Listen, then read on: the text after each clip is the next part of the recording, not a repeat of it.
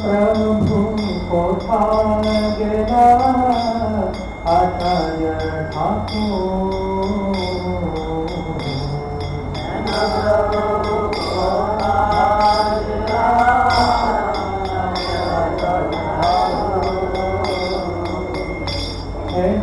प्रभु को था गेला आचार्य ठाकुर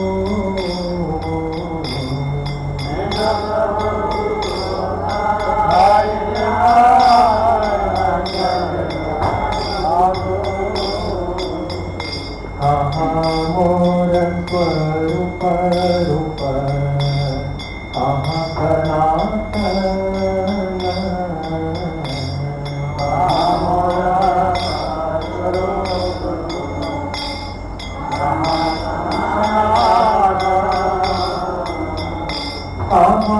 दास रघुनाथ पतित पावन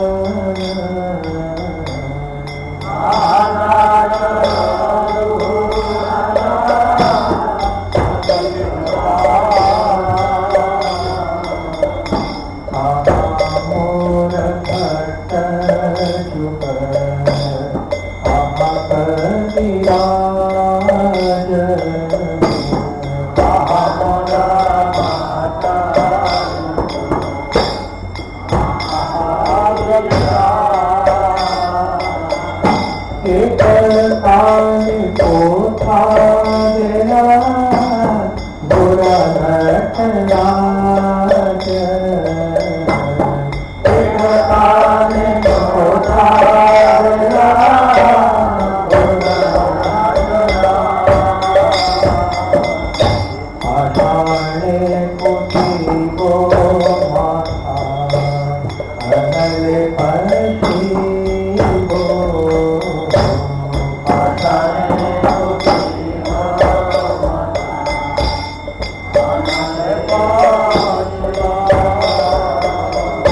गौरांग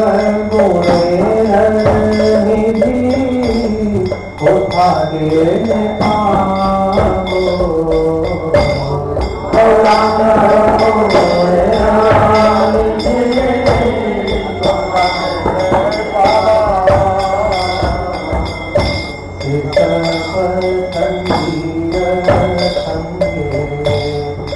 कोई लो मिला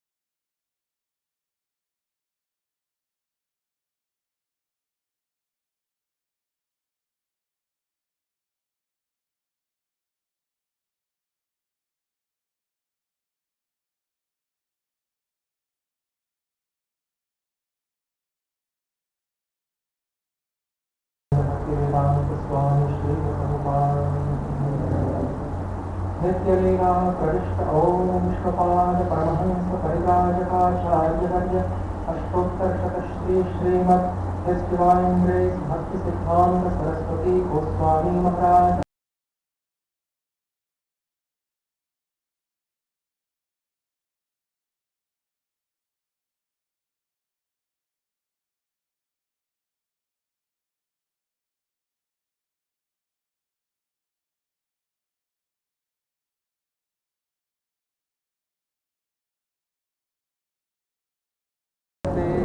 हरि हरि बोल हरि हरि बोल हरि हरि बोल।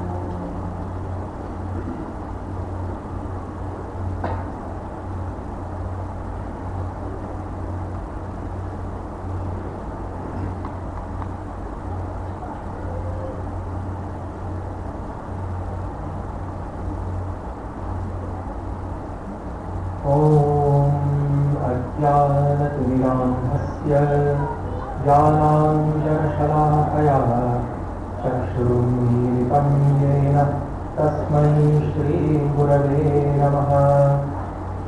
श्रीचैतन्यमनोभीष्टं स्थापितं येन भूतले स्वयं रूपः तदा मह्यं ददाति स्वपदान्तिकम्।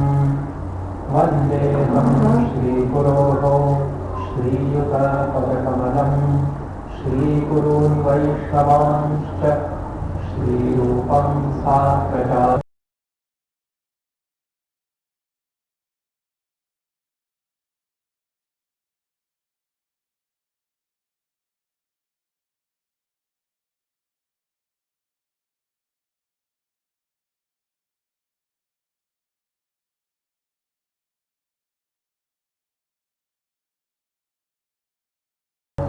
हे कृष्ण करुणा सिंधो दीनबन्धो जगत्पते गोपेश गोपिकान्त राधाकान्त नमोस्तुते।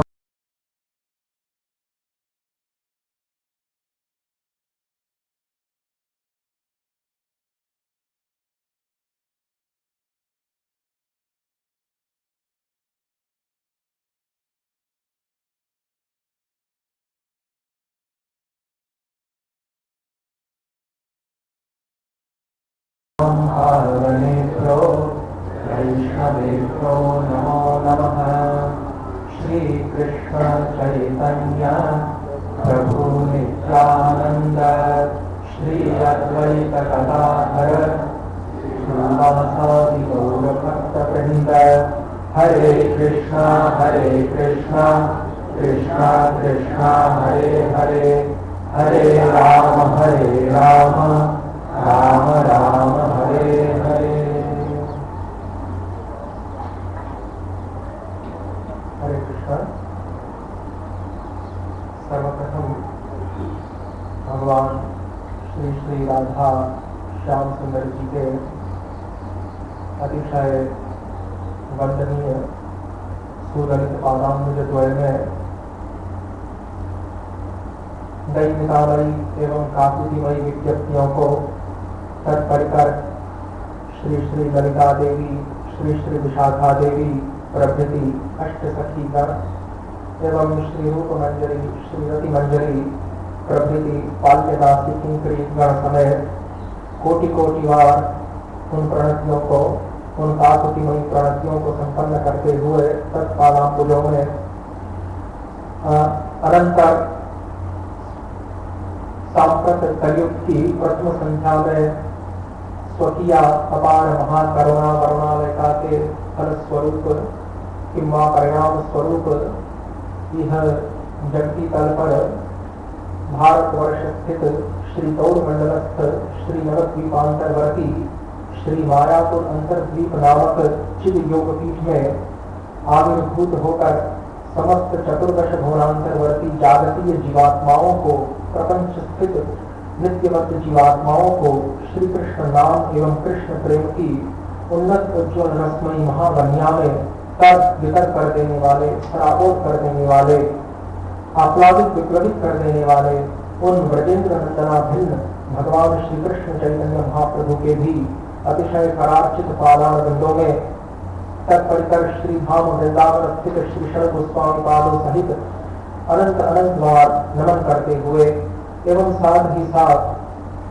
सांप्रत वेला में उपरोक्त उसी प्राक्तन श्री कृष्ण भावनामृत रूपी भागीरथी के प्रवाह का पुनः विस्तारित भाव से प्रवर्धन वितरण प्रचारण प्रसारण इत्यादि करने वाले कृष्ण कृपा श्री मूर्ति जगत गुरु श्री प्रभुपाद जी के भी अतिशय वंदनीय चरणाम्बुजों में पादार बिंदों में लक्ष लक्ष बार नतमस्तक होते हुए एवं अनंतर में वर्तमान में उपस्थित समस्त वैष्णव श्रोता समुदाय का भी यथा योग्य कनिष्ठ मध्यम उत्तम आदि तारतम्य भेद से स्वागत अभिनंदन इत्यादि करते हुए आज के अतिशय महनीय परम पवित्र मंगलमयी प्रातःकालीन वेला में हम क्रमशः श्री चैतन्य महाप्रभु के अतिशय घनिष्ठ एवं अंतरंगतम परिकर श्री गोपाल भट्ट गोस्वामी प्रभुपाद के तिरुभाव उपलक्ष में श्री भट्ट गोस्वामी पाद के चरणारविंदों का जो उनकी जो महिमा का लेशाभास है उस महात्म्य लेशाभास के किंचित कण का आस्वादन करने का सुधी वैष्णव जनों के समक्ष प्रयास करेंगे। तो षड गोस्वामी पाठ जिनको श्रृंखलाबद्ध श्री कृष्णदास कविराज गोस्वामी प्रभु करते हैं। श्री कृष्णदास कविराज गोस्वामी प्रभु से पूर्व गोस्वामियों की संख्या का निश्चय और किसी ने नहीं किया। श्री कृष्णदास कविराज गोस्वामी सर्वप्रथम श्री चैतन्य चरितामृत में इच्छा शिक्षा गुरु गुरु जे आमार तासपार पाद पद में कोटि नमस्कार। इस प्रकार से इन 6 शिक्षा गुरुओं को यानी कि ये जो वृंदावन के 6 गोस्वामी हैं उनको श्रृंखलाबद्ध करते हैं, एक निश्चित संख्या में बांधते हैं। वैसे गोस्वामी पाठ तो अनेक हैं, षड गोस्वामियों के उपरांत षड गोस्वामियों से भी पहले आने वाले और वरिष्ठ व्रजवासी, क्योंकि व्रजवास लोकनाथ गोस्वामी एवं भूगर्भ गोस्वामी को पहले मिला है अन्य समस्त षड गोस्वामियों की अपेक्षा। श्रीमन महाप्रभु का जो अनुग्रह है, श्रीमन महाप्रभु का गौर सुंदर का जो कृपा प्रसाद है, वह लोकनाथ गोस्वामी एवं भूगर्भ गोस्वामी पादों को पहले ही मिल चुका है। अतएव सबसे पहले गोस्वामी वृंद इस ब्रज भूमि में आने वाले उपरोक्त गोस्वामी द्वय ही थे, यानी कि भूगर्भ एवं लोकनाथ गोस्वामी ही थे। उनके पश्चात रूप सनातन इत्यादि में समस्त गोस्वामियों का यहाँ पर पदार्पण हुआ है। और भी अन्य गोस्वामी हैं जो षड गोस्वामियों के पश्चात आते हैं, जैसे श्री मुकुंददास गोस्वामी हैं, श्री कृष्णदास कविराज गोस्वामी स्वयं हैं, एवं श्री गदाधर भट्ट गोस्वामी हैं, श्री नारायण भट्ट गोस्वामी हैं। लेकिन इन 6 गोस्वामियों को भी अधिक प्राधान्य दिया गया है अस्मत् गौड़ीय वैष्णव संप्रदाय। क्यों? क्योंकि श्री कृष्णदास कविराज गोस्वामी ने इन उपरोक्त 6 गोस्वामियों से ही अधिकतर शिक्षा प्राप्त की है। इसलिए श्री कृष्णदास कविराज गोस्वामी इन षड गोस्वामी पादों को सर्वप्रथम श्रृंखलाबद्ध करने के अंतर श्रीनिवास आचार्य प्रभु भी षड गोस्वामी अष्टकम में उन 6 गोस्वामियों की ही बात को दोहराते हैं। तो उन षड गोस्वामियों में अन्यतम श्री गोपाल भट्ट गोस्वामी पाद का आज तिरोभाव महोत्सव है। श्री गोस्वामी पादों में यूं तो वरिष्ठता एवं कनिष्ठता का विचार नहीं करना चाहिए, लेकिन तथापि अचिंत्य भेदाभेदवाद के समर्थक होने के कारण एवं श्रीपाद आनंद तीर्थ मध्वाचार्य के द्वारा प्रतिपादित एवं उनके अनुयायी श्री बलदेव विद्याभूषण के द्वारा अनुमोदित विशेष सिद्धांत के अनुमोदनकारी हम होने के कारण जो विशेष का सिद्धांत मध्वाचार्य जी ने स्थापित किया है और जिसका अनुमोदन परवर्ती काल में श्री विद्याभूषण पाद ने किया, विशेष का तात्पर्य है कि भेद न होने पर भी भेद की कल्पना कर लेना, अभेद होने पर भी, अद्वैत होने पर भी वहां पर किंचित विशिष्ट भेद की कल्पना कर लेना, जो कि वास्तविक भेद है, केवल कल्पित नहीं है, मिथ्या नहीं है, उसको विशेष कहते हैं। तो यहां पर यूं तो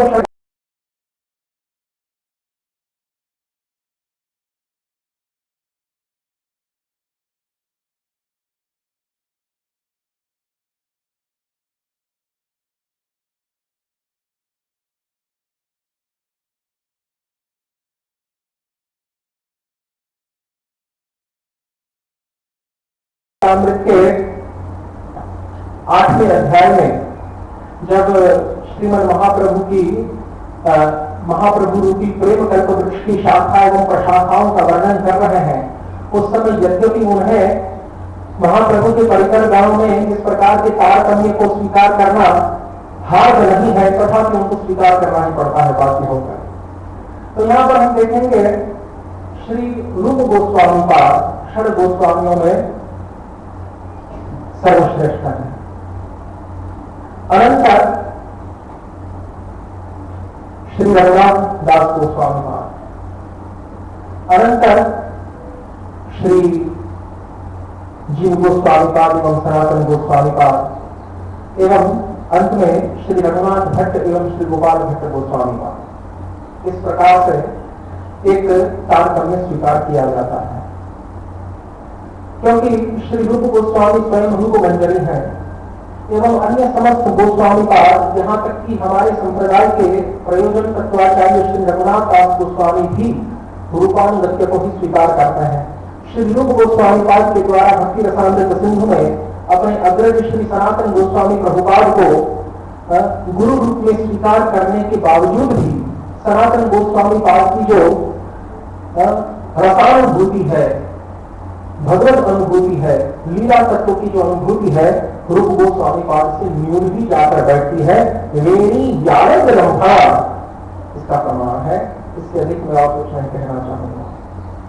तो श्री जीव गोस्वामी पाद वैष्णव वंदना करते हुए लिखते हैं, यदि एक दृष्टि से देखने जाए तो छहों गोस्वामियों में आयु में सबसे अधिक श्री सनातन गोस्वामी है, तत्पश्चात रूप गोस्वामी है, अनंतर श्री रघुनाथ दास गोस्वामी, उनके पश्चात श्री रघुनाथ भट्ट गोस्वामी, उनके पश्चात श्री गोपाल भट्ट गोस्वामी और सबसे छोटे सभी गोस्वामियों में हमारे सिद्धांताचार्य एवं ब्रह्म दार्शनिक श्री जीव गोस्वामी पाद है। तो श्री जीव गोस्वामी पाद श्री गोपाल भट्ट गोस्वामी का किंचित परिचय देते हुए, क्योंकि हम जैसे जो दीनहीन जीवात्मा है वो क्या गोस्वामी पादों का वर्णन करने का सामर्थ्य रखते हैं। गोस्वामी पादों का वर्णन गोस्वामी पादों के मुख से ही श्रवण करना अधिक श्रेयस्कर है। तो श्री जीव गोस्वामी पाद वैष्णव वंदना में लिखते हैं, क्रम संदर्भ जो टीका है भागवत की बृहद क्रम संदर्भ, उसमें कहते हैं कि प्रबोधानंद सरस्वती वंदे विमलाजनामदा चंद्रामृतम रचितम यक्षिष्यो गोपाल भट्टकः। जीव गोस्वामी कहते हैं, और वहां पर यदि तत्व संदर्भ में देखेंगे तो वहां पर भी बड़ा अनूठा परिचय दिया है गोपाल भट्ट गोस्वामी पाद का। छहों संदर्भों के प्रारंभ में तत्व संदर्भ हो, भगवत संदर्भ हो, परमात्मा कृष्ण संदर्भ, प्रीति संदर्भ, भक्ति संदर्भ, छहों संदर्भों के प्रारंभ में एक ही बात को दोहराता है और अपनी जो कृतज्ञता है उस कृतज्ञता को प्रदर्शित करते हैं श्रीमती गोस्वामी पाद के प्रति श्री जीव गोस्वामी पाद। तो यहाँ पर प्रभु संदर्भ में क्या कहते हैं कि प्रबोधानंद सरस्वती पाद का मैं वंदन करता हूं कि जिन्होंने श्री चैतन्य चंद्रामृतम की रचना की है और जिनके शिष्य श्री गोपाल भट्ट गोस्वामी हैं। प्रबोधानंद सरस्वती वंदे विमला दयावरा चंद्रामृतम रचितम जब शिष्यो गोपाल भट्ट। और वहां पर श्री तत्व संदर्भ के प्रारंभ में श्री जीव गोस्वामी पाद कहते हैं कि कोपि तद्बान्धवो भट्टो दक्षिणत्वजवंशजः जयतां मथुरा भूमौ श्रीरूप सनातनौ यौ विलेखयतस्तत्त्वं ज्ञापकौ पुस्तिकामिमम्। मथुरा भूमि में सर्वोत्कर्ष को प्राप्त कर रहे श्री रूप एवं सनातन गोस्वामी पादों की जय हो कि जिनकी कृपा एवं प्रेरणा के कारण, कि जिनके अनुग्रह एवं अनुकंपा के कारण मैं इस संदर्भ की रचना के कार्य में प्रवृत्त हो रहा हूं। जयताम मथुरा भूमौ श्री रूप सनातनौ यौ विवेक जगत तत्वं ज्ञापकौ पुस्तिकामिमाम्। उसके पश्चात अगले श्लोक में कहते हैं कि कोपि तद्बान्धवो भट्टो दक्षिणत्वजवंशजः व्यलिखं विलेखयतस्तत्त्वं ज्ञापकौ पुस्तिकामिमम्। कहते हैं कि वो जो तद्बान्धवो भट्टो, कोपि तद्बान्धवो भट्टो, उन उपरोक्त रूप एवं सनातन गोस्वामी पादों का कोई बांधव, कोई बंधु, बंधु कहते हैं भ्राता को, भाई को, तो उन गोस्वामी पादों का कोई बंधु, कोई भाई जो कि दक्षिण द्विज वंशज, जो कि भट्ट उपाधिधारी है, वो भी तद्बान्धवो भट्टो, एवं जो दक्षिण द्विज वंशज, जो दक्षिण भारत के द्विज वंश में प्रादुर्भूत हुए हैं, उनके द्वारा इन षड संदर्भों की सर्वप्रथम रचना की गई। लेकिन वह जो रचना है वह कहीं कहीं क्रांत विक्रांत खंडितम पर्यालोच्यार्थ पर्यायम कृत्वा लिखति जीवता। लेकिन उन षड संदर्भों की जो आउटलाइन है, उसकी जो संक्षिप्त रूपरेखा है, जो कि भट्ट गोस्वामी पाद के द्वारा तैयार की गई थी, उस रूपरेखा में कहीं कहीं तो कुछ जो विषय थे, कुछ जो आलोच्य विषय थे, तात्विक विषय थे, वे क्रमबद्ध रूप से लिखे गए थे। तो कहीं कहीं पर क्रम विपर्य हुआ था, यानी कि उल्टे क्रम से लिखे गए थे, क्रमभंग दोष से युक्त थे, और कहीं कहीं क्रम अंश से भी रहित थे। पर्यालोच्यार्थ पर्यायम कृत्वा लिखति जीवता। तो अब ये जीवक यहाँ पर जो क प्रत्यय है वह हीनार्थ में प्रयुक्त हुआ है। हीनार्थ का तात्पर्य है कि श्री जीव गोस्वामी पाद अपने आप को स्वाभाविक विनम्रता एवं दरिद्रता की मूर्ति होने के कारण अतिशय तुच्छ, नगण्य एवं क्षुद्र स्वीकार करते हुए अपने आप को एक साधारण प्राणी बताते हुए जीवकः शब्द का प्रयोग कर रहे हैं। जहां पर क प्रत्यय लगता है संस्कृत में जिस शब्द के साथ, उस शब्द में हीनार्थ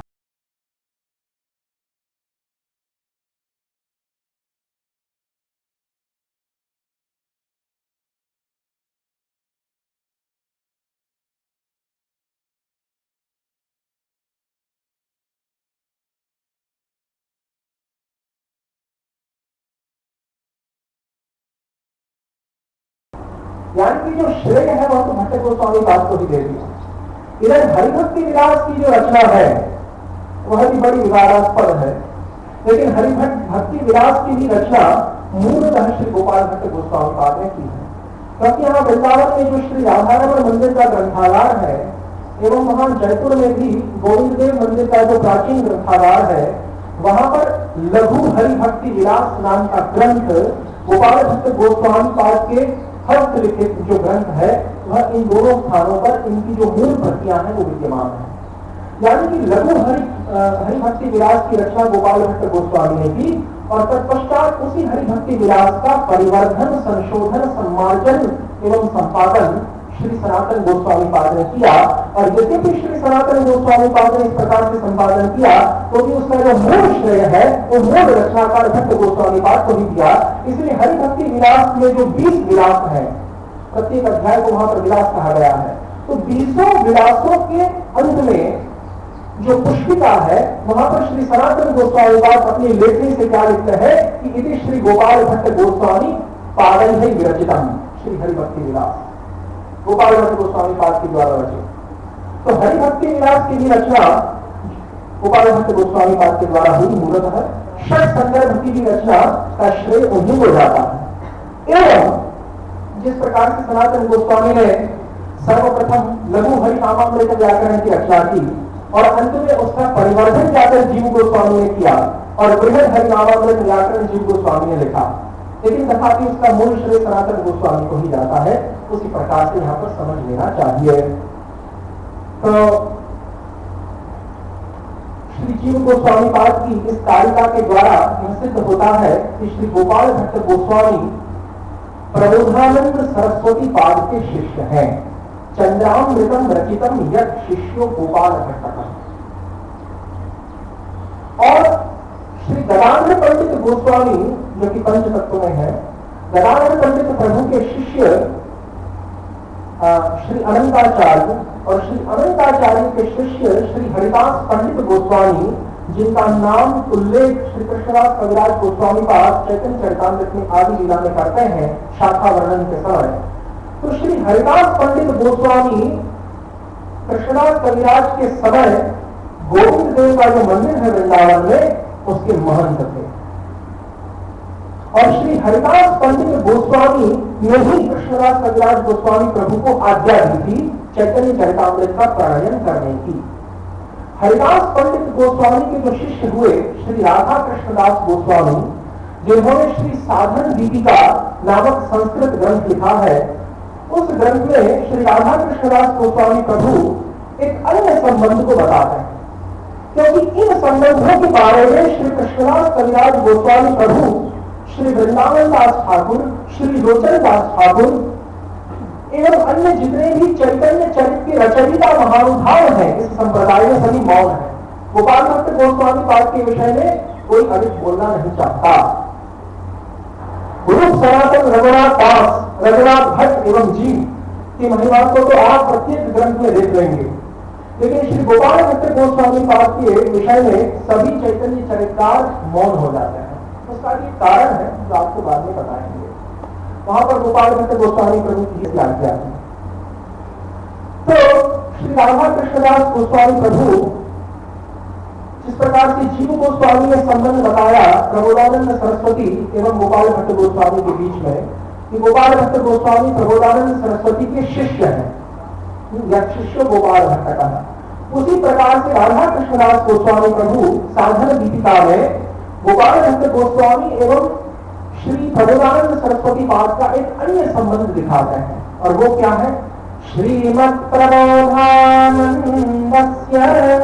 भ्रातृपुत्रं कृपामयं श्रीमद् गोपाल भट्टं तं नौमि श्री व्रजवासिनम्। श्री प्रबोधानंद सरस्वती के जो भ्रातृपुत्र है यानी कि भतीजे हैं और जो कि कृपा निधि है, करुणा निधि है, दया के आधार है, करुणा के समुद्र है, उन श्री गोपाल भट्ट गोस्वामी को जो कि ब्रजवासी है, ब्रजवास करने के कारण उन श्रीमद गोपाल भट्ट गोस्वामी पाद को नमस्कार करता हूँ। तो यहाँ पर अन्य संबंध लौकिक संबंध दिखाया गया है, जीव गोस्वामी पारमार्थिक संबंध दिखाते हैं। जीव गोस्वामी दीक्षा का संबंध पारमार्थिक संबंध दिखाते हैं, जबकि राधा कृष्ण गोस्वामी लौकिक संबंध दिखाते हैं। तो अभी यहाँ पर ये जान लेना आवश्यक है संक्षिप्त में प्रबोधानंद सरस्वती पाद के विषय में भी, क्योंकि प्रबोधानंद सरस्वती पाद इनकी दीक्षा गुरु है एवं शिक्षा गुरु भी गोपाल भट्ट गोस्वामी के और चाचा जी भी। तो कविकरणपुर गोस्वामी की जिन्होंने श्री गोपाल भट्ट गोस्वामी की महिमा वर्णन में एक अष्टक की रचना की है। कविकरणपुर गोस्वामी ने श्री गोपाल भट्ट अष्टकम की रचना की है भट्ट गोस्वामी के महिमा वर्णन में।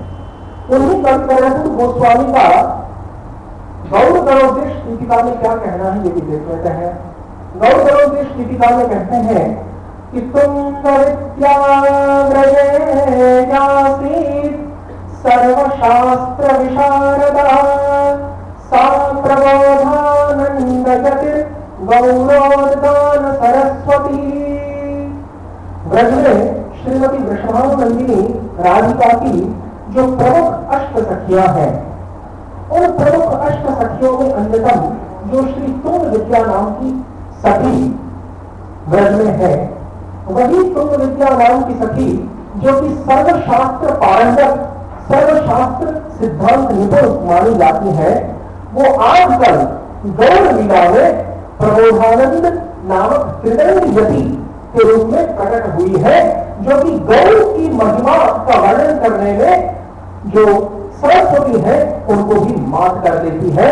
इसलिए विद्या सरस्वती भी मानी जाती है गौर लीला का वर्णन करने में, गौर महिमा का वर्णन करने में। और वास्तव में यदि देखा जाए तो जिस प्रकार की गौर महिमा का वर्णन श्री प्रभुदानंद सरस्वती पाद ने किया है चैतन्य चरणामृतम में, वैसी गौर महिमा का वर्णन आज तक गौर वैष्णव संप्रदाय के इतिहास में अन्य कोई ग्रंथकार या रचनाकार नहीं कर पाया है। तो तुंग विद्या नाम की जो सखी है ब्रज में अष्ट सखियों में अन्यतम वही प्रबोधानंद सरस्वती पाद है। और श्री गोपाल गुरु गोस्वामी एवं उनके शिष्य श्री ध्यानचंद्र गोस्वामी, जो कि श्री राधाकांत मठ के सर्वप्रथम गद्दीपति थे। राधाकांत मठ कहते हैं गंभीरा को, जहां पर श्रीमन महाप्रभु ने 18 वर्ष पर्यंत निवास किया है श्री धामपुरी में एवं अपनी शेष लीला का प्रदर्शन किया है। उसी गंभीरा को राधाकांत मठ कहा गया। और वहां के जो सर्वप्रथम महंत हुए श्री गोपाल गुरु गोस्वामी एवं उनके शिष्य श्री ध्यानचंद्र गोस्वामी, जो कि श्री वक्रेश्वर पंडित के शिष्य थे, उनके द्वारा अर्पित जो श्री गौर गोविंदार्चना स्मरण पद्धति है, वहां पर तुंग विद्या सखी का एवं जो श्री गोपाल भट्ट गोस्वामी का पारमार्थिक रूप है अनंत मंजरिका एवं गुण मंजरिका, उसका भी संक्षिप्त में परिचय दिया गया है। श्री रूप गोस्वामी पाद में श्री राधा कृष्ण गौरदेश दीपिका में अनंत मंजरी, गुण मंजरी एवं तुंग विद्या सखी का थोड़ा बहुत परिचय देते हैं। उन समस्त ग्रंथों में से हम उदाहरण देंगे। तो कहा गया है कुंजोस्ति पश्चिमे गले अरुणवर्णः सुशोभनः तुंग विद्यानंदो नाम्येति विख्यातिमागतः। स्वानंद सुखद जो कुंज है श्री धाम राधा कुंड में एकदम केंद्र स्थान पर, राधा कुंड के एकदम केंद्र स्थान पर, एकदम मध्यवर्ती स्थान पर जो स्वानंद सुखद कुंज है, जहां पर श्री राधा एवं कृष्ण का रहस्यमय विलास होता है, उस स्वानंद सुखद कुंज के चारों ओर अष्टदल कमल की अष्ट पंखुड़ियां बनी हुई है एवं उन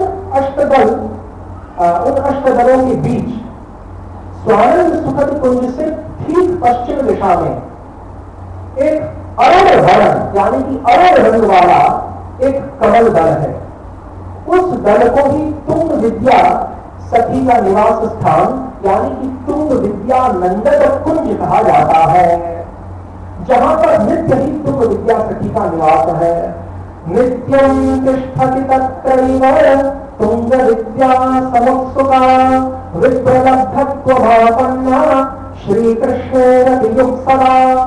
और उन तुंग विद्या सखी का जो नित्य स्थायी भाव है श्री कृष्ण के लिए, वह है विप्रलंब भाव।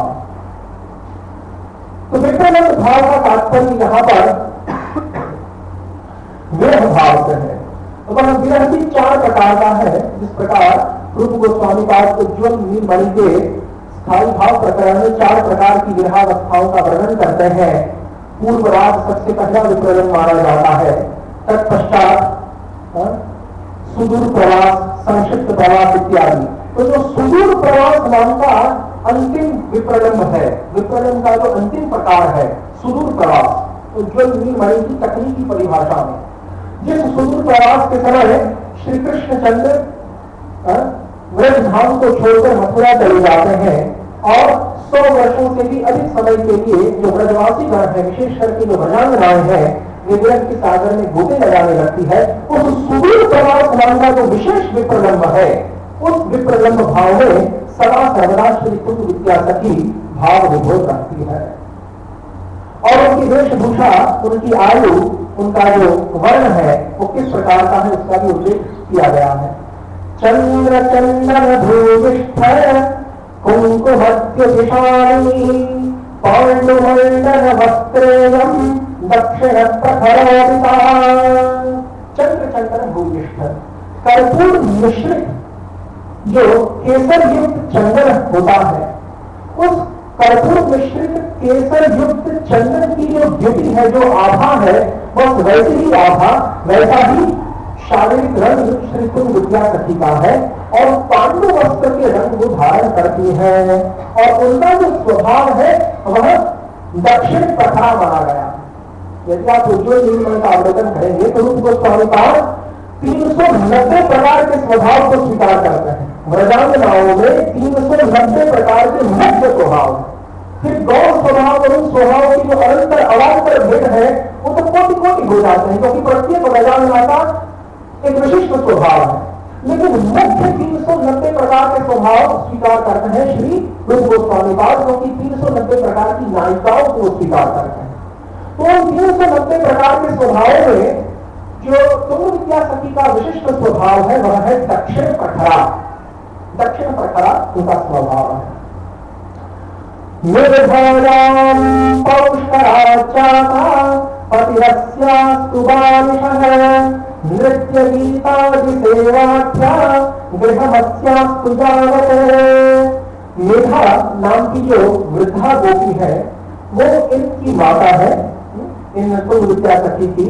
और पुष्कर नाम के जो गोप है वो इनके पिता माने गए हैं।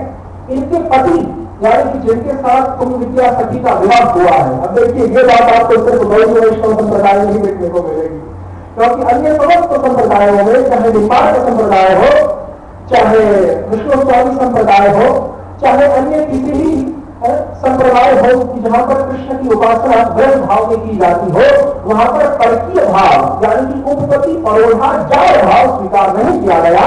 केवल गौड़ीय वैष्णव संप्रदाय में परकीय भाव पैरामोर एक्स्ट्रा मैरिटल अफेयर जो है वो स्वीकार किया गया है, और वह भी श्रीमद् भागवत के आधार पर, क्योंकि श्रीमद् भागवत में सुखदेव गोस्वामी जार भाव भी स्वीकार करते हैं, परकीय भाव का भी अनुमोदन करते हैं। तो यहाँ पर इनके पति की बात कही गई है। जो अन्य संप्रदाय के अनुयायी है उनके गले के नीचे की बात उतरेगी नहीं। तो इनके पति का नाम बालिश है। बालिश नाम के जो गोप है वो तुंग विद्या सखी के वैवाहिक पति है। और नृत्य गीतादि की जो सेवा है वो इनको सौंपी गई है। तुंग विद्या सखी नृत्य और गीत के द्वारा श्रीमती स्वामी वृषभानंदिनी को प्रसन्न रखने की सदैव चेष्टा करती है। और इनका निवास स्थान यावत में है, उसी यावत में कि जहां पर श्रीमती राधा रानी का विवाह हुआ है अभिमन्यु गोप के साथ, और जिनकी जो सास है जटिला और जिनकी ननद है कुटिला इत्यादि। और द्वाविंशति दिनैर्युक्ता द्विमासमनुहायनाः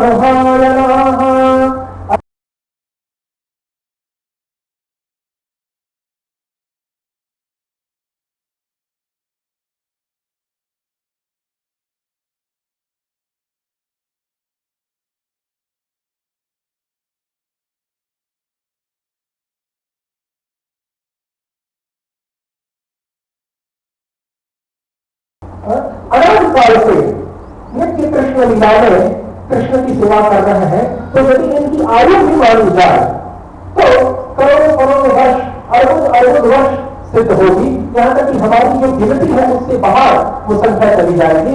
लेकिन तथापि इनका जो रूप है, इनकी जो वयस है, इनका जो बाह्य रूप है वह 14 वर्ष 2 मास और 22 दिन की जो कन्या होती है ऐसा ही दिखाई देता है। और यदि गोपाल गुरु गोस्वामी की बात की जाए तो वो तुंग विद्या सखी का अवतरण गौड़ लीला में वक्रेश्वर पंडित के रूप में हुआ मानते हैं। लेकिन यदि कंकरणपुर गोस्वामी की बात की जाए तो श्री कंकरणपुर गोस्वामी तुंग विद्या सखी को प्रभुरानंद सरस्वती पाद के रूप में अवतरित हुआ मानते हैं। वक्रेश्वर विख्यातिम आपन्ना ही करोगे। तो जैसे भी हो यहाँ पर अनेक गोस्वामी पादों में मतभेद है। अभी तुंग विद्या सखी के जो शिष्य हैं श्री गोपाल भट्ट गोस्वामी, प्रभुदानंद सरस्वती के जो शिष्य हैं गोपाल भट्ट गोस्वामी, उनका पारमार्थिक परिचय क्या है? क्योंकि लौकिक परिचय तो आपको उनका जीवन चरित्र पढ़ने से भी मिल जाएगा, लेकिन उनका जो पारमार्थिक परिचय है कृष्ण लीला का, वह श्री कविकर्णपुर गोस्वामी पाद बताते हैं। और यहाँ पर एक मतभेद है। कविकर्णपुर गोस्वामी ये कहते हैं कि मेरे मत में तो अनंत मंजरी ही कृष्ण लीला की जो अनंत मंजरी है वही गोपाल भट्ट के रूप में अवतरित हुई है, परंतु किन्हीं के मत में श्री गौर मंजरी गोपाल भट्ट के रूप में प्रादुर्भूत हुई है। अनंत मंजरी साध्य गोपाल भट्ट है, भट्ट गोस्वामी के आहु श्री गौर मंजरी।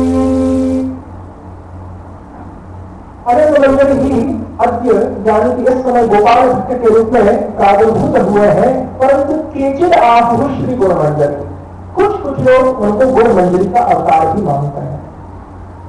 तो यहाँ पर हम देखेंगे कि श्री अनंत मंजरी का परिचय किस प्रकार से हमारे गोस्वामी पादों ने दिया है। श्री राधा कृष्ण गौरदेश दीपिका में श्री रूप गोस्वामी प्रभु लिखते हैं, वसंत के कांति मंजुलानंद मंजरी यथार्थाक्षर नामेयम् इंदीवर विभांबरा दुर्मदो मदवानस्यः पतिर्यो देवरहस्वपुः प्रियासौ ललिता देव्या विशाखाया विशेषतः। रूप गोस्वामी प्रभु कहते हैं कि जो वसंत ऋतु में प्रकट होने वाला केतकी का पुष्प है, कि जिसको वसंत केतकी कहा जाता है, वैसे ही कांति को एवं मंजुल अंगों को यानी कि स्वर्गीय मनोहर अंगों को धारण करने वाली है ये अनंत मंजरी। अनंत का तात्पर्य कामदेव से है, कंदर्प से है। तो कामदेव की ही भांति आकर्षक मंजुल स्वर्गीय एवं रमणीय मनोहर जिनके अंग है उनको अनंत मंजरी कहा गया है। ये अनंत मंजरी श्रीमती राधिका की कनिष्ठ भगिनी के रूप में, छोटी बहन के रूप में, श्री राम की भगिनी के रूप में एवं वृषभानु एवं कीर्तिका सुंदरी की पुत्री के रूप में प्रादुर्भूत होती है। और ये जो अनंत मंजरी है, जिस प्रकार से उनका नाम है वैसे ही गुणवती है।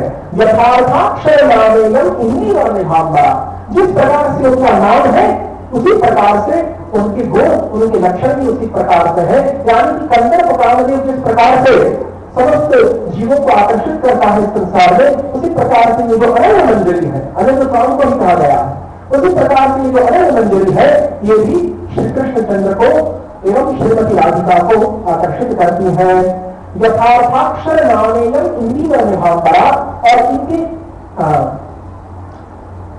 इनकी जो वेशभूषा है वह इंदीवर कमल के समान, यानी कि जो नील कमल होता है उसी प्रकार से ये नीलांबर को धारण करती है। दोमन नाम का इनका पति है जो कि इनकी बहन का देवर भी माना जाता है। इनकी बहन है श्रीमती राधिका और राधिका के पति अभिमन्यु गोप है। तो श्रीमती राधिका की जो देवर है दुर्मद, वो इनके पति है अनंत मंजरी के। दुर्मदो मदवानस्यः पतिर्यो देवरहस्वपुः प्रयासा ललिता देव्या विशाखाया विशेषतः। एवं ललिता सखी के अत्यधिक सन्निकट है अनंत मंजरी, एवं विशेष रूप से जो विशाखा सखी है उनकी ये प्रियतमा मानी गई है। विशाखा और ललिता से अत्यधिक घनिष्ठ संबंध होने के कारण, अत्यधिक सन्निकर्ष होने के कारण ललिता और विशाखा की प्रिय मानी गई है अनंत मंजरी।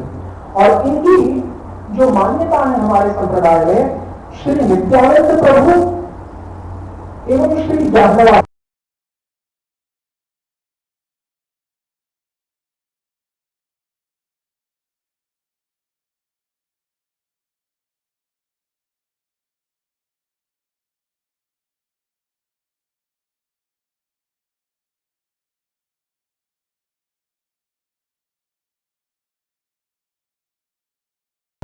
स्वानंद सुखद कुंज के निकट उस निवास स्थान का नाम है आनंदाम बुज कुंज। तो इस प्रकार से अनंत मंजरी का संक्षिप्त परिचय दिया गया है। तांबूल सेवा इनकी अभीष्ट मानी गई है। यही श्री गोपाल भट्ट गोस्वामी पाद के रूप में अवतरित होती है। परंतु किन्हीं के मत से श्री गुण मंजरी ही गोपाल भट्ट गोस्वामी पाद के रूप में अवतरित होती है। अब यहाँ पर एक प्रश्न होता है कि दो मत कैसे हो सकते हैं एक व्यक्ति के विषय में, और यदि दो मत है भी तो उनमें से एक मत सत्य होगा, अन्य मत मिथ्या होगा। परंतु ऐसा संशय करना वास्तव में दुष्चेष्टा मात्र है, दोनों ही मत सत्य है।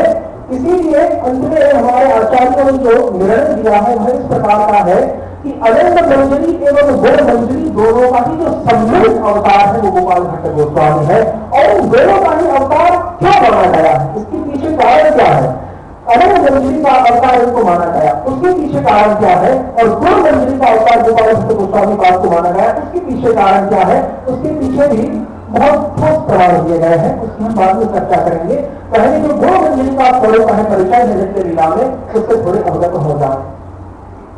तो श्री गोपाल गुरु गोस्वामी गौर गोविंद स्मरण पद्धति में लिखते हैं कि ईशान चंद्रकलता कुंजान कुंजोक्ति शोभनः गुणानंद प्रगो नाम्ना तत्रास्ते गुणमंजरी। ईशान को यानी कि पूर्वोत्तर दिशा, ईशान को स्वानंद सुखद कुंज से जो पूर्वोत्तर में चंपक लता देवी का कुंज है, उस चंपक लता देवी के कुंज के निकट अति शोभायुक्त गुणानंद प्रद नाम का एक कुंज है, जहां पर गुण मंजरी निवास करती है। रूप मंजरिका सौख्याभिलाषा प्रकीर्तिता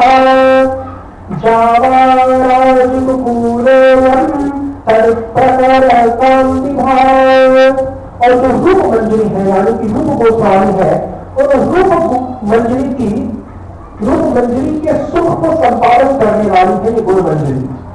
जिस प्रकार से अनंत मंजरी ललिता एवं विशाखा से अत्यधिक घनिष्ठ मानी गई है, अत्यधिक अंतरंग मानी गई है, उसी प्रकार से रूप मंजरी की प्रिय है श्री गुण मंजरी। इसीलिए गुण मंजरी रूप मंजरी का ही सौख्य संपादन यानी कि आनंद वर्धन करती रहती है।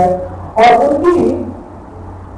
उनकी जो वेशभूषा है वह जवा आदि, जो जवा पुष्प है, जवा पुष्प की भांति ही उनके दुकुलों का, उनके वसनों का, उनके वस्त्रों का रंग माना गया है। और उनकी जो अंग कांति है वह तरित की भांति, तरित का तात्पर्य है विद्युत से या सौदामिनी से, जो बिजली है तरित की भांति गौर अंगवाणी मानी गई है श्री गुण मंजरी।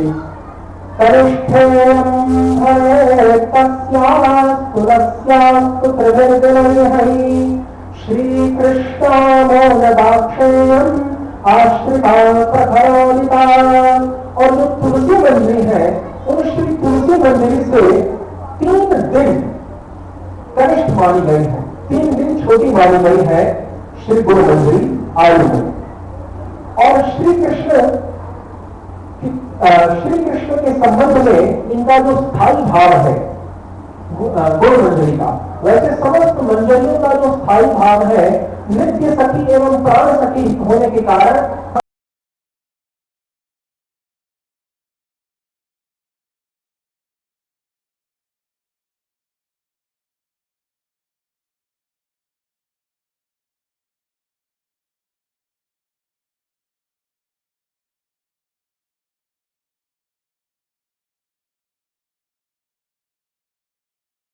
अद्भुत वीर करोड़ विभक्त इत्यादि जो गौ सत्य अर्थ है उनको यहाँ पर गौ स्थायी भाव बनाया गया होगा। और जो मुख्य स्थायी भाव है वो तो जो पंच मुख्य रस है भक्ति के, शांत दास के, सत्य वात्सल्य श्रृंगारन को माना गया है, लेकिन नहीं, शांत दास के, सत्य वात्सल्य इत्यादियों को मुख्य स्थायी भाव माना गया है, ये बात तो सत्य है। परंतु गौ स्थायी भाव उन गौ सत्य रसों को नहीं माना गया। सत्य रसों में तो स्थायी भाव तो ही नहीं है, वो गौर स्थायी भाव भी नहीं हो सकते। वो जो मुख्य स्थायी भाव है उनसे संपूर्ण है, उनमें स्थायी भाव स्वाद नहीं हो सकता। रूप गोस्वामी का स्पष्ट कर देते हैं भक्ति अमृत बिंदु में कि जो गौण सत्य रस है उनमें स्थायी भावत्व नहीं है। तो फिर ये जो गौण स्थायी भाव है वो किसको कहा जाए?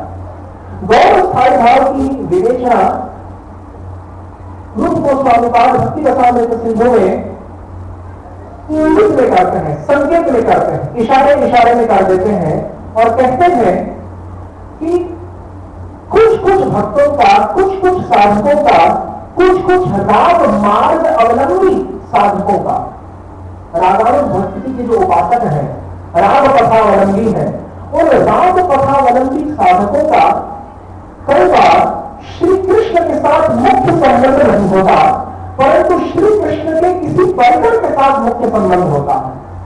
तो ऐसी अवस्था में श्री कृष्ण के साथ जो उन साधकों का संबंध है वो तो गौण स्थायी भाव माना जाएगा, और श्री कृष्ण के किसी परिकर के साथ यदि उनका संबंध है तो उस परिकर के साथ जो उनका संबंध है उसको मुख्य स्थायी भाव माना जाएगा। ये है गौण स्थायी भाव और मुख्य स्थायी भाव का भेद। तो जो मंजरियों का जो भाव है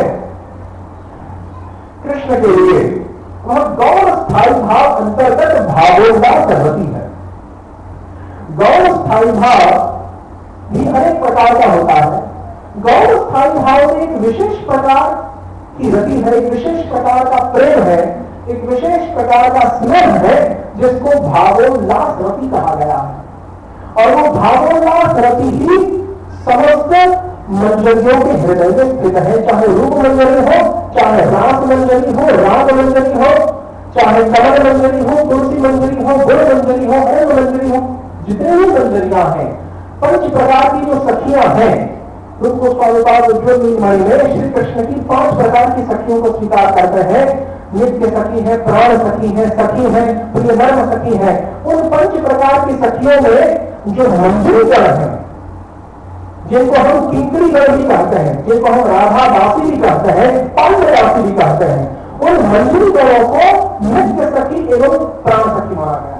5 प्रकार की सखियों में से जो 2 प्रकार की सखियां हैं, नित्य सखी एवं प्राण सखी, वो भी मंजरियां, और अन्य जो 3 है उनको मंजरी नहीं माना गया। तो जो मंजरियां है वो तत्त भावेच्छात्मिका है। तत्त भावेच्छात्मिका का तात्पर्य वहां पर रूप गोस्वामी पाद कहते हैं भक्ति रसामृत सिंधु में कि तत्त भावेच्छात्मिका का तात्पर्य है श्री विष्णुनंदिनी श्रीमती राधिका का जो भाव है, मादराख्य महाभाव श्री कृष्ण के लिए, उस मादराख्य भाव की संपोषक रूपा जो होती है, उस मादराख्य भाव का उस राधा जी के चित्त स्थित भाव की पुष्टि करने वाली और उस राधा जी के भाव में हर्षोल्लास उत्पन्न करने वाली जो रति है उसी को भावोल्लास रति कहा गया है। और वही भावोल्लास रति मंजरी गणों के हृदय में अवस्थित है। इसलिए मंजरी गणों का जो संबंध है श्री कृष्ण के साथ वह गौर संबंध है, स्वामी श्रीमती राधिका के साथ उनका मुख्य संबंध है। इसलिए जो भावोल्लास रति है वह मुख्य स्थायी भाव में न आकर गौर स्थायी भाव में उसकी गिनती की जाती है।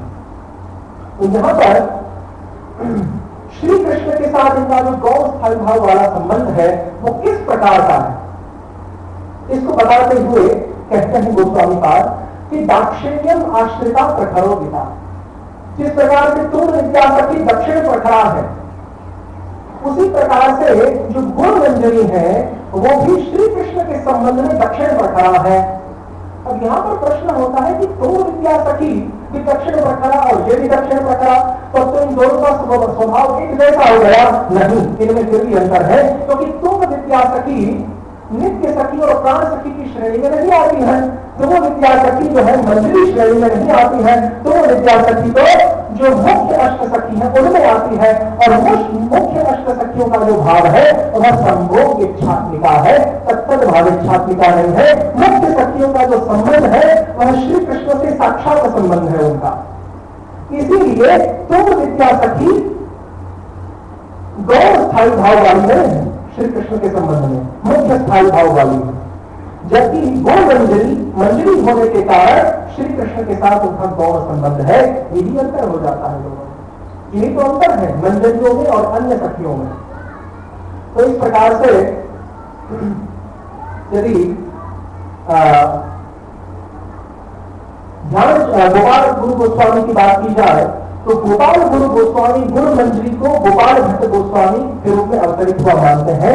इसलिए वो आगे क्या लिखते हैं, ये भी लिख देते हैं। वयोस्या एकमासाख्या हायनास्तु त्रयोदश सप्तविंशतिभिर्युक्तम् दिनैश्च समुदीरितम्।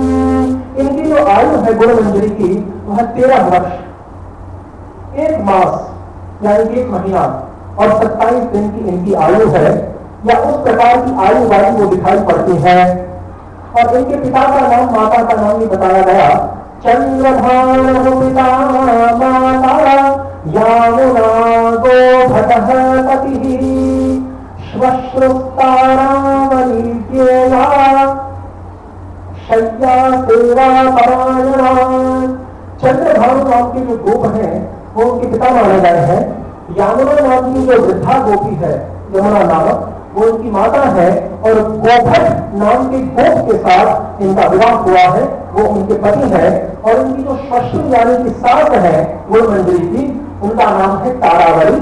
और इनकी जो नित्य लीला में निर्धारित सेवा है वह है शय्या सेवा। शय्या सेवा का तात्पर्य कि जिस समय निशांत लीला के समय सुबह 3:36 से लेकर सुबह 6 बजे तक जो 2.5 घंटे का समय है, निशांत लीला का जो समय अष्टयाम लीला में, यदि आप गोविंद लीलामृतम को देखें, कृष्णदास कविराज गोस्वामी के द्वारा रचित, और विश्वनाथ चक्रवर्ती के कृष्ण भावनामृत महाकाव्यम को देखें, और अन्य तमाम जितने भी अष्टलीला का वर्णन, अष्टकालीय लीला का वर्णन करने वाले ग्रंथ हैं हमारे संप्रदाय में, उन सभी को देखें तो आप पाएंगे कि जो राधा गोविंद की जो निशांत लीला है, उस निशांत लीला में जब वृंदा देवी के द्वारा कखटी नाम की मरकटी को और शुभ और सारिका को नियोजित किया जाता है, राधा और कृष्ण की जो आलिंगनावस्था में उनकी जो निद्रावस्था है उसको भंग करने के लिए, उस समय कखटी नाम की बंदरगाह के द्वारा जब उनकी निद्रावस्था भंग होती है राधा कृष्ण युगल की, और जब राधा कृष्ण युगल उस शय्या से उत्थित होकर और भयपूर्वक अपने अपने स्थानों को, यानी कि श्री कृष्ण को वृंदावन की ओर और श्रीमती राधिका अपने ससुराल यावत की ओर से प्रस्थान करने के लिए आकुल व्याकुल हो जाती है सूर्योदय के समय।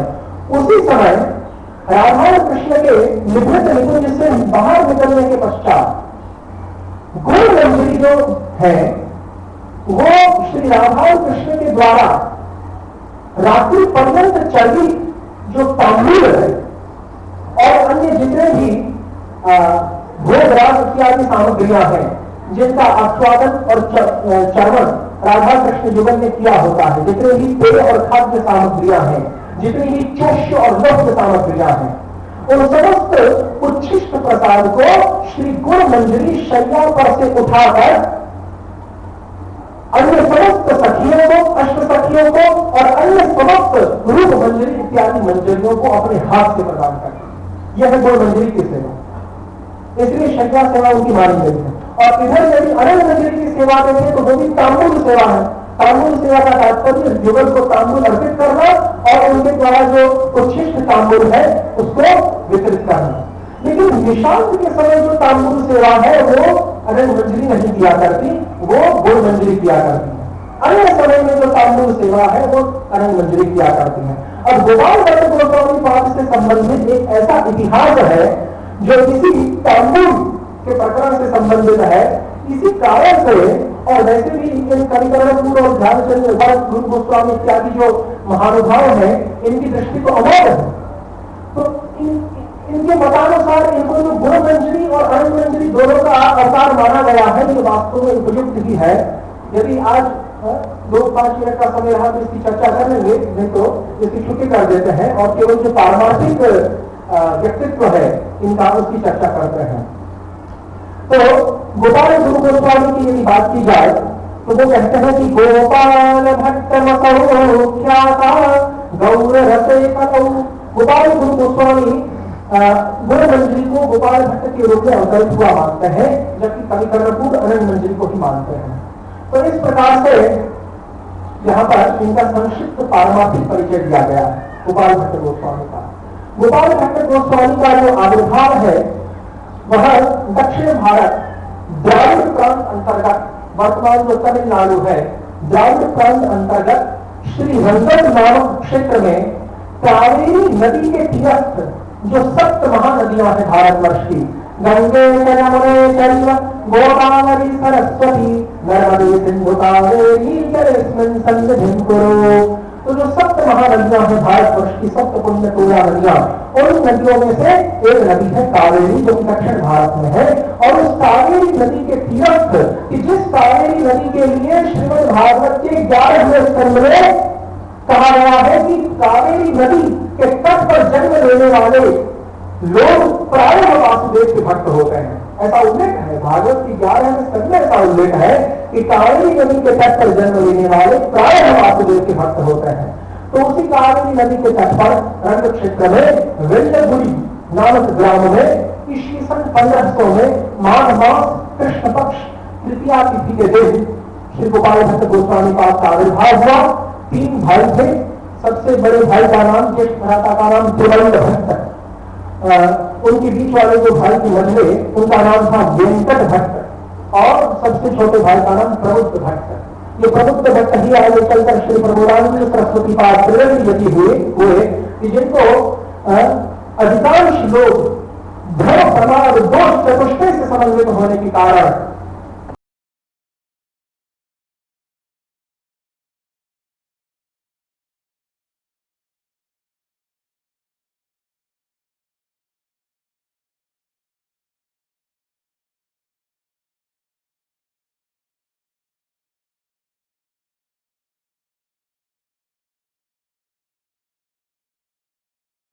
लक्ष्य करके श्री चैतन्य महाप्रभु ने कहा था कि काशी के पढ़ाए बेटा प्रकाशानंद सही बेटा मोर गए अंग खंड खंड। वो काशी में जो है एक बेटा प्रकाशानंद पढ़ाता है, वो अपने आप को परम समझता है, लेकिन वो मेरा बेटा यानी कि मेरा अंश है, विभिन्नांश है, वो तो विभिन्नांश है, मैं उसका अंशी हूँ, मैं उसका पिता हूँ, माता पिता मैं उसका जनक हूँ, लेकिन फिर भी वो अपने आप को मेरे समान ही मानता है, आत्म ब्रह्म मानता है तो वो मेरा बेटा। तो वो जो बेटा प्रकाशानंद है, वृंदावन दास को लिखता है कि काशी में पड़ा है बेटा प्रकाशानंद सही बेटा मोर करे अंग खंड खंड। वही बेटा जो है मेरा सच्चिदानंद सर्व साकार सविशेष जो श्री विग्रह है उसको खंड खंड करता है, उसको माया संस्पृष्ट स्वभाव ब्रह्म सिद्ध करके शंकर भाष्य के आधार पर। तो इस प्रकार से वहां पर जन्म मारा है भगवान ने, चैतन्य महाप्रभु ने नवद्वीप लीला के समय, यानी कि नवद्वीप लीला के समय महाप्रभु ने जिस समय संन्यास नहीं लिया था उसी समय प्रकाशानंद जी काशी में प्रखर मायावादी विद्वान के नाम से विख्यात थे। तब तो महाप्रभु जी उनके बारे में बोल रहे हैं। फिर संन्यास लेने के पश्चात जब दक्षिण भारत की यात्रा करते हैं उस समय फिर से इन तीनों भाइयों से मिलते हैं। उसका वर्णन कृष्णदास कविराज गोस्वामी करते हैं चैतन्य चरितामृत में कि तीनों भाइयों के साथ उनका साक्षात्कार होता है।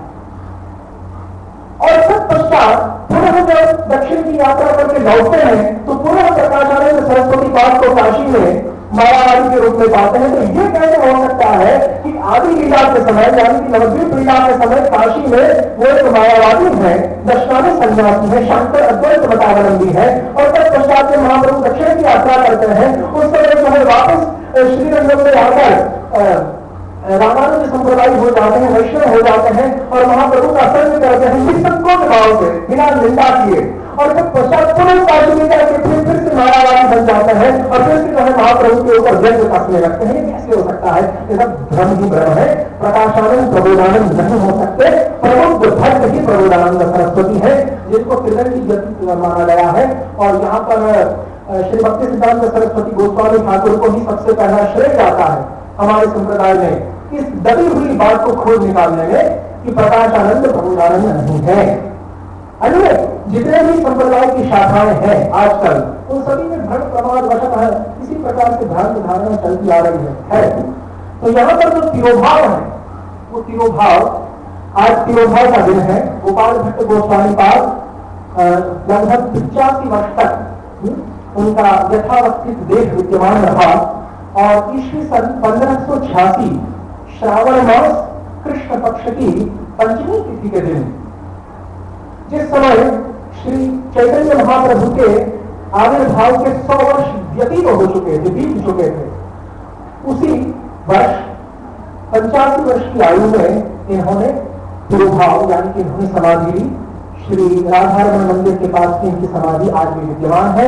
श्री गोपाल भट्ट गोस्वामी पाद के द्वारा रचित जो ग्रंथ है, सबसे पहले श्री लघु हरि भक्ति विलास की रचना इन्होंने की। तत्पश्चात श्री षट संदर्भ का भी इन्होंने जो मूल रूपरेखा है षट संदर्भ की, ये भी इन्होंने तैयार की। तत्पश्चात सत्क्रियाकार दीपिका नामक वैष्णव स्मृति ग्रंथ कि जिसमें षोडश संस्कारों में जो षोडश नैमित्तिक संस्कार है उनमें से 14 नैमित्तिक संस्कारों का वर्णन सत्क्रियाकार दीपिका में किया वैष्णव विचारधारा के अनुसार। और संस्कार दीपिका जो कि उसका परिशिष्ट है, संस्कार दीपिका में वेशाश्रय पद्धति, गौड़ वैष्णव संप्रदाय में किस प्रकार से विरक्त वेश लिया जाता है और विरक्त वेश का मंत्र क्या है, गोपी भावाश्रय मंत्र, उन सभी का जो है विस्तारित भाव से उसने वर्णन किया। अनंतर में श्री बिल्वमंगल ठाकुर के द्वारा रचित कृष्ण कर्णामृतम की कृष्ण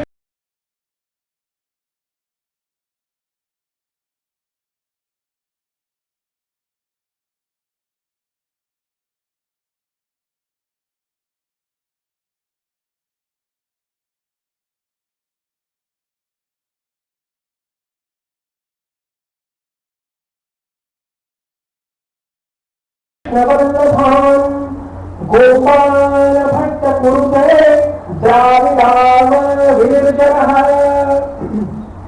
कृष्ण कर्णामृत की ये श्री कृष्ण वल्लभा नाम की टीका गोपाल भट्ट नाम के किसी द्राविड़ व्यक्ति के द्वारा लिखी जा रही है, किसी दाक्षिणात्य व्यक्ति के द्वारा लिखी जा रही है। तो इस प्रकार से उन्होंने जो है अपना वहां पर संक्षिप्त परिचय दिया है। और भी महत्वपूर्ण बात यह है कि भक्ति रत्नाकर में जो नरहरि चक्रवर्ती के द्वारा रचित है, वहां पर यह स्पष्ट लिखा गया है कि श्री गोपाल भट्ट गोस्वामी पाद के बारे में अन्य समस्त जो चैतन्य चरित्रकार हैं वो मौन इसीलिए है क्योंकि यद्यपि श्री कृष्णदास कविराज गोस्वामी कहते हैं कि श्री रूप सनातन भट्ट रघुनाथ, श्री जीव गोपाल भट्ट दास रघुनाथ, यही छय गुरु शिक्षा गुरु चरण सवार पाद पद्म कोटि नमस्कार। इन छहों का वहां पर केवल नामोल्लेख, गोपाल भट्ट गोस्वामी ने केवल नामोल्लेख किया। और जब शाखा वर्णन का प्रसंग आया है उस समय आदि लीला के 10वें अध्याय में कहते हैं कि श्री गोपाल भट्ट एक शाखा सर्वोत्तम रूप सनातन संग जान प्रेम आलापन। वहां पे केवल एक ही लाइन में, एक ही पंक्ति में गोपाल भट्ट गोस्वामी को महाप्रभु की एक सर्वोत्तम शाखा के रूप में बता दिया और गोपाल भट्ट को रूप सनातन की प्रिय संगीत के रूप में बता दिया। बाकी और कुछ नहीं लिखा उनके बारे में कविराज गोस्वामी। इसका जो है रहस्य बताते हुए नरहरि चक्रवर्ती भक्ति रत्नाकर में कहते हैं कि श्री गोपाल भट्ट हृष्ट हरिया आज्ञा ग्रंथ प्रसंग वर्णित निषेधिल। गोपाल भट्ट गोस्वामी ने जब कृष्णदास कविराज चैतन्य चरितामृत की रचना करने जा रहे थे तो 6 गोस्वामियों से आज्ञा लेने के लिए गए। उस समय गोपाल भट्ट गोस्वामी के पास भी गए। गोपाल भट्ट गोस्वामी ने हृष्ट होकर आनंदित होकर उनको आज्ञा दे दी, लेकिन कहा कि तुम्हारे इस ग्रंथ में मेरे विषय में कुछ नहीं लिखा। इसी कारण से जितने भी चैतन्य चरित्रकार हैं उनमें से किसी ने भी एक दास मुरारिपुत्र को छोड़कर, दास मुरारिपुत्र ने चैतन्य चरित महाकाव्य में थोड़ा बहुत उल्लेख किया है, बाकी और किसी ने भी भट्ट गोस्वामी की महिमा का वर्णन नहीं किया। धन्य है नरहरि चक्रवर्ती ठाकुर को कि जिन्होंने भक्ति रत्नाकर में भट्ट गोस्वामी पाद के चरित्र का विस्तारित भाव से वर्णन किया है और वो भी भक्ति रत्नाकर के पहले ही अध्याय में कर दिया। क्यों? क्योंकि नरहरि चक्रवर्ती श्रीनिवास आचार्य प्रभु की परंपरा में आते हैं और जो श्रीनिवास आचार्य प्रभु है वो गोपाल भट्ट गोस्वामी के दीक्षित शिष्य है। गोपाल भट्ट गोस्वामी के 2 ही प्रमुख शिष्य माने गए हैं। एक तो श्रीनिवास आचार्य जो कि श्यामानंद प्रभु नरोत्तम दास के समकालीन है और दूसरे श्री गोपीनाथ गोस्वामी। तो जो श्रीनिवास, अब देखिए यहाँ पर रूप गोस्वामी ने ऐसी व्यवस्था बना दी थी तो रूप गोस्वामी, सनातन गोस्वामी और जीव गोस्वामी किसी को दीक्षा देना चाहते नहीं थे। इधर रघुनाथ दास गोस्वामी भी किसी को दीक्षा देना नहीं चाहते थे। इधर लोकनाथ भगत भी मजबूरी में नरोत्तम दास जी को उन्होंने दीक्षा दे दी, नहीं तो वो भी नहीं चाहते थे। तो रूप गोस्वामी जी ने एक ऐसी व्यवस्था बनाई कि संप्रदाय चालू रहे, इसलिए 6 गोस्वामियों में से 2 गोस्वामी दीक्षा देने का काम करें। उनमें से रघुनाथ भट्ट गोस्वामी और गोपाल भट्ट गोस्वामी। तो रूप गोस्वामी ने यह नियम बनाया कि रघुनाथ भट्ट गोस्वामी जो कपिल मिश्र के पुत्र है, पूरी भारत से जो भी भक्त आते हैं व्रजवास करने के लिए, पूर्व भारत से जो भी गौड़ वैष्णव आते हैं उनको भिक्षा देने का काम तो रघुनाथ भट्ट गोस्वामी करेंगे, और पश्चिम, उत्तर और दक्षिण भारत से जो भी आते हैं, जो डिवाइड कर दिया था, उनको भिक्षा देने का काम श्री गोपाल भट्ट गोस्वामी पाद करेंगे। तो यहां पर संशय होता है कि श्रीनिवास आचार्य प्रभु तो पूर्व भारत यानी कि मध्य देश के वासी थे, तो फिर उनको गोपाल भट्ट गोस्वामी ने क्यों भिक्षा दी? इसका एक रहस्य है कि श्री चैतन्य महाप्रभु ने अनुराग वल्ली में श्री मनोहर दास जी लिखते हैं, मनोहर दास जी जो है नरहरि चक्रवर्ती के समकालीन हैं, तो अनुराग वल्ली में श्री मनोहर दास लिखते हैं कि इसका एक रहस्य है कि श्रीनिवास आचार्य प्रभु स्वयं श्री कृष्ण चैतन्य महाप्रभु के अंश से प्रकट हुए हैं, और गोपाल भट्ट गोस्वामी को पहले ही आज्ञा मिल चुकी थी। जिस समय गोपाल भट्ट गोस्वामी वृंदावन आते हैं और रूप और सनातन चैतन्य महाप्रभु को एक पत्र लिखकर भेजते हैं कि गोपाल भट्ट वृंदावन आ चुके हैं, अब इनके लिए आपकी क्या आज्ञा है, तो उस समय नीलाचल से श्री चैतन्य महाप्रभु अपने द्वारा कहना गया, अपने द्वारा व्यवहार में लाया गया 2 कौपी आसन योग पत्र एवं एक पत्र देते हैं। ये 2 कौपी आसन योग पत्र देने का तात्पर्य क्या है? किसी भी अन्य गोस्वामी को नहीं मिला ये सब। इसका तात्पर्य है कि श्रीमद महाप्रभु ये चाहते थे कि गोपाल भट्ट गोस्वामी संप्रदाय में आचार्य का काम करे, दीक्षा देने का कार्य करे, और इस रहस्य को जानते हुए रघुनाथ दास रूप गोस्वामी ने उनको दीक्षा देने का कार्य सौंपा। तो गोपाल भट्ट गोस्वामी को भेज दिया है महाप्रभु ने अपने द्वारा कहना गया 2 कौपी योग पत्र यानी कि जो संन्यास का योग पत्र होता है, और आसन जिसके ऊपर महाप्रभु बैठते थे, काष्ठ कृष्ण वर्ण के काष्ठ से बना हुआ आसन, ये सभी भेजा गोपाल भट्ट गोस्वामी के लिए। और पत्र में लिखा कि मैं चाहता हूं कि तुम आचार्य का काम करो और मैं भी चाहता हूं। तत्पश्चात कुछ संकेतों के द्वारा श्रीमद महाप्रभु ने गोपाल भट्ट को बता दिया था कि श्रीनिवास नाम का एक व्यक्ति गौड़ देश से आएगा जिनको तुम दीक्षा देना। तो महाप्रभु की इस विशेष आपादित आज्ञा होने के कारण श्रीनिवास आचार्य बंग देशीय होने के बावजूद भी इन्होंने गोपाल भट्ट गोस्वामी से दीक्षा ली, यद्यपि वो पूर्व में व्यवस्था बनाई गई थी फिर भी। तो इस प्रकार से वहां पर उल्लेख किया गया है कि श्री गोपाल भट्ट गोस्वामी राधारमण देव के प्रागट्य करता है, और उनके अन्यतम शिष्य श्रीनिवास आचार्य, उनके दूसरे शिष्य श्री गोपीनाथ पुजारी, जो कि यहाँ हरिद्वार के पास सहारनपुर जिले में जो देवबंद, जिसको पहले देवबंद के ग्राम कहते थे, जो आजकल भूलेज और यवनों से भरा पड़ा है, उस देवबंद में निवास करने वाले जो ब्राह्मण थे, उनके पुत्र श्री गोपीनाथ पुजारी, जिनको राधारमण की सेवा का भाव सौंपा गया। गोपीनाथ पुजारी ने विवाह की इच्छा नहीं, विवाह का विरोध किया, अखंड ब्रह्मचारी रहे। तो गोपीनाथ पुजारी के जो कनिष्ठ भ्राता थे दामोदर पुजारी, उन्होंने विवाह किया, और उनकी जो वंश परंपरा में जो आजकल पुजारी हैं, सेवायत हैं, वो ही राधारमण देव जी का वर्तमान में अर्चन आराधन इत्यादि कर रहे हैं। तो ये गोपाल भट्ट गोस्वामी पाद का संक्षिप्त परिचय। हरे कृष्ण कृष्ण कृष्ण हरे हरे, हरे राम राम राम हरे हरे। श्री श्री गोपाल भट्ट गोस्वामी पाद तिरुभाव महोत्सव की, श्री श्री गोपाल भट्ट गोस्वामी प्रभुपाद की, युग धर्म श्री हरियाण संकीर्तन की, जय गुरु श्री प्रभुपाद की, निताई गौर प्रेमानंद।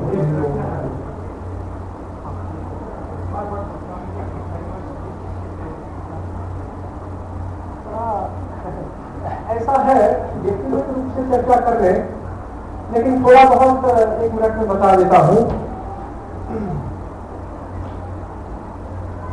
भक्ति रत्नाकर में इसी का उल्लेख किया गया है।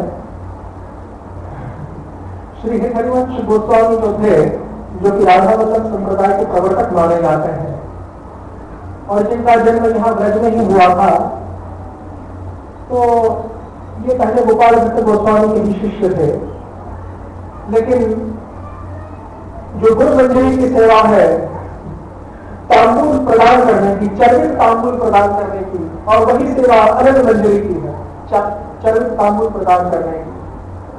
तो रामानुजा मार्ग का ये सिद्धांत है कि आप जिस गुरु रूपम मंजरी का अनुगत्य कर रहे होते हैं उसकी आज्ञा के बगैर यदि साक्षात स्वामी श्रीमती राधिका अथवा प्राणनाथ श्री कृष्ण आदि कोई आज्ञा दे तो उसको तत्काल स्वीकार नहीं किया जाता, पहले गुरु रूपा मंजरी की आज्ञा दी जाती है, तभी तो उसको रागानुगा कहेंगे और आनुगत्य है इसलिए तो इसको रागानुगा कहा जाता है।